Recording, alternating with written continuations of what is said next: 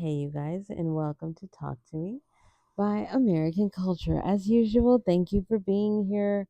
Hit the like, subscribe, share button, do all the great things that could help a girl out. With that being said, I'm going to let you all know that I talked to my mother today for a long time. Uh, it's clear that we don't really see the same reality. Again, this is the reason why I say kind of need therapy. Sometimes you just need a mediator. It's not about diagnosing you as crazy and saying you need medication that you're wrong. It's just about being able to really help you hear what you're saying to yourself. Because I will tell you, you're not lying to yourself. You just don't hear you telling the truth. And I was able to make some headway with the whole I'm actually in pain here.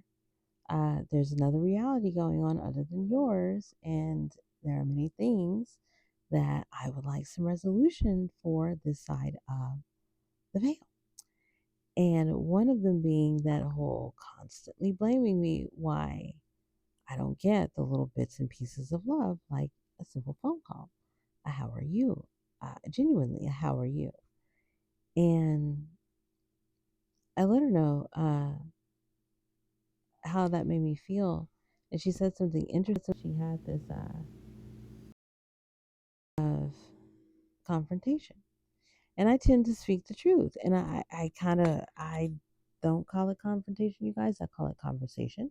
It happens when you are confidently standing in truth. You can just go back and forth with people in a calm manner and get some resolution. But some people, when they feel cornered and without the answer, it sends them into a tailspin of yesteryear, feeling less than, feeling belittled, the whole 9 yards, and boom, you're the reason why. And I can't deal with that. At the end of the day, we spent an entire year and a half without even so much as acknowledging my presence because she acknowledged she was afraid.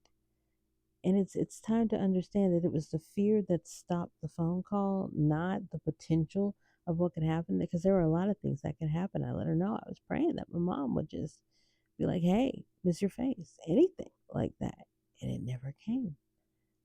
She acknowledged that she had her prayers and her prayers were answered, and that was great. But what about mine?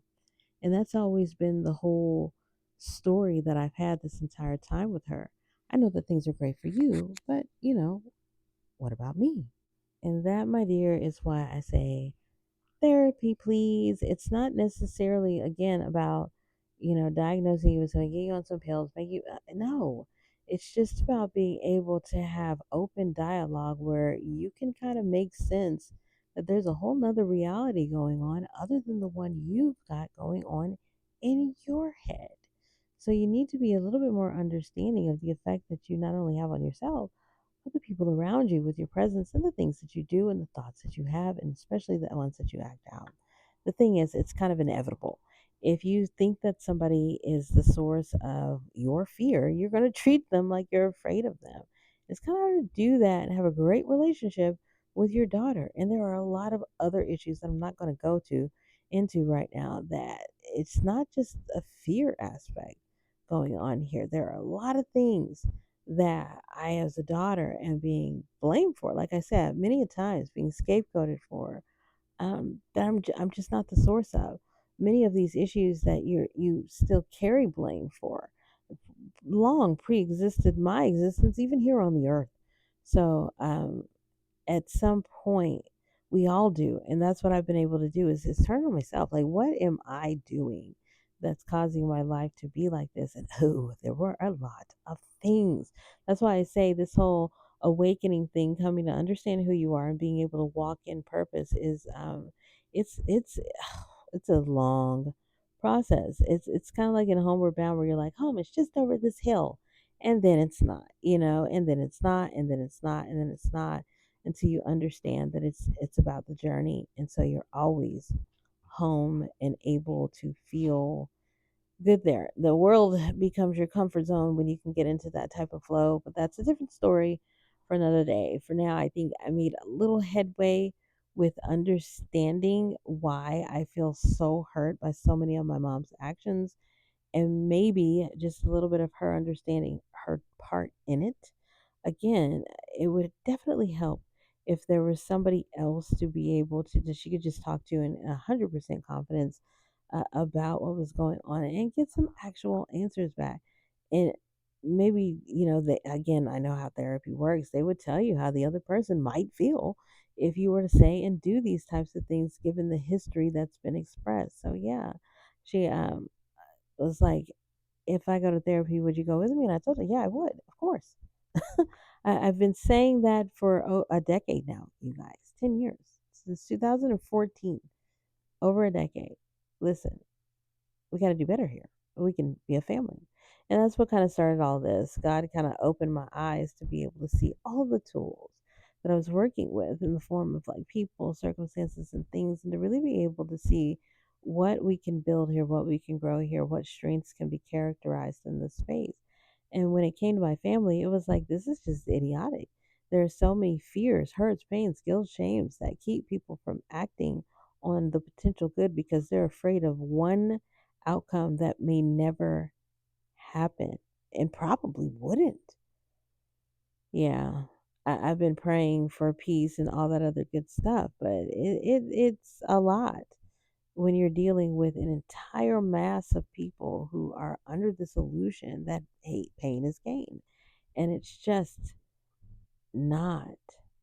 There's so much love there and so much potential. I was just thinking, if I had been able to like pull resources with my sisters, any one of them, my goodness, the things that we would have been able to have. I honestly feel like every God ordained, family union, whatever, has destiny in it, in a dynasty, and that there's a possibility to pull out greatness even from a singular source, one person. But somebody has to be able to step out on that limb and say, you know what, I'm going to be different here.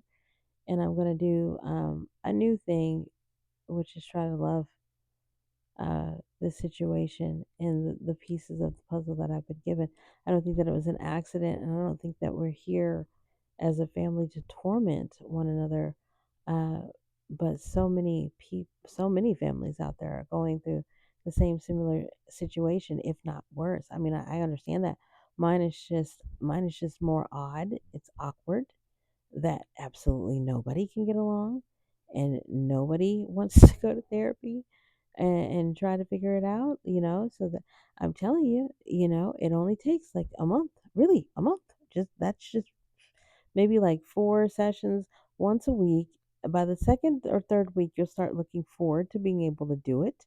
Um, and it's just about being able to really get it all out, and really start the process of letting go. That's what takes a long time. You pretty much have to let go of everything from your former life in order to walk into your new one. And like I say, that's a whole different story for another day. So yeah, I'll end it with this, you guys. I had a long talk with my mother, and I made a little bit of progress with, I'm actually hurting here, and let me explain to you that you definitely blame me for a lot of things that I have nothing to do with.